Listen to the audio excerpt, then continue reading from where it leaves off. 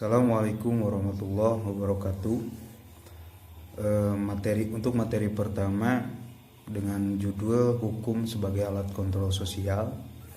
Yang pertama, hukum sebagai alat kontrol sosial memiliki arti bahwa hukum mempunyai peran sebagai salah satu alat pengendali sosial.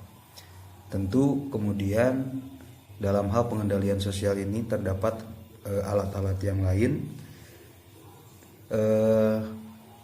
Hukum dalam fungsinya sebagai kontrol sosial mempunyai peran untuk menetapkan tingkah laku, standar tingkah laku, sehingga dapat dimaknai bahwa tingkah laku yang ditetapkan dalam suatu masyarakat itu kemudian timbul daripada hukum, sehingga dalam konteks ini tingkah laku dimaknai sebagai suatu perilaku yang menyimpang, yang bertentangan dengan hukum.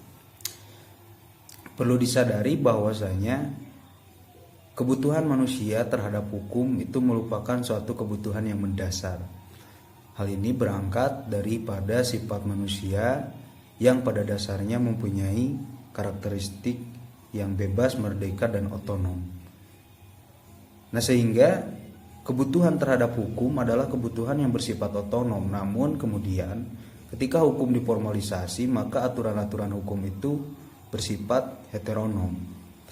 Maka kepatuhan manusia terhadap hukum adalah suatu tuntutan terhadap suatu aturan tertulis yang memang harus ditaati. Jadi hukum pada dasarnya diawali daripada kebutuhan manusia yang sifatnya otonom, sehingga kebutuhan terhadap hukum muncul daripada sisi naluriah manusia. Karena tadi bahwa manusia ini hidup dengan kebebasan. Nah, adanya hukum adalah standar untuk menjamin bagaimana setiap manusia itu bisa saling menghargai kebebasan masing-masing.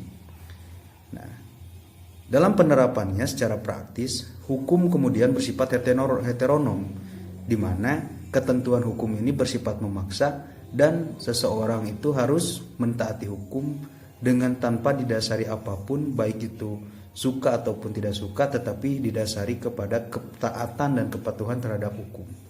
Sehingga dalam teori Immanuel Kant dikatakan bahwasanya hukum ini adalah suatu produk daripada akal praktis manusia. Karena kita tahu bahwa Immanuel Kant membagi akal itu menjadi dua, yaitu akal praktis dan akal murni. Nah, dalam pandangan Immanuel Kant, hukum ini adalah produk dari akal praktis. Sehingga tadi bahwa ketika hukum sudah diformalisasi, maka aturan-aturan hukum itu bersifat heteronom. Nah, fungsi hukum sebagai alat kontrol sosial artinya bahwa hukum ini menetapkan standar terhadap perilaku yang tidak boleh dan dilarang untuk dilakukan oleh manusia dalam suatu kelompok masyarakat.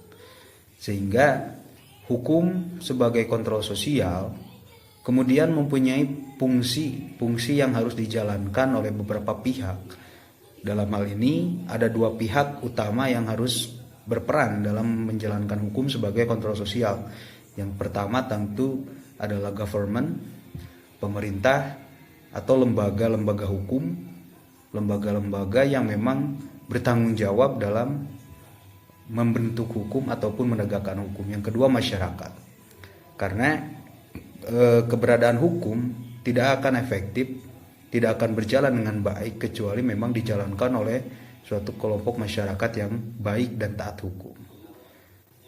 Sehingga kesimpulannya bahwa hukum sebagai alat kontrol sosial berfungsi sebagai alat pengendali sosial manusia daripada perilaku-perilaku menyimpang yang bertentangan dengan hukum.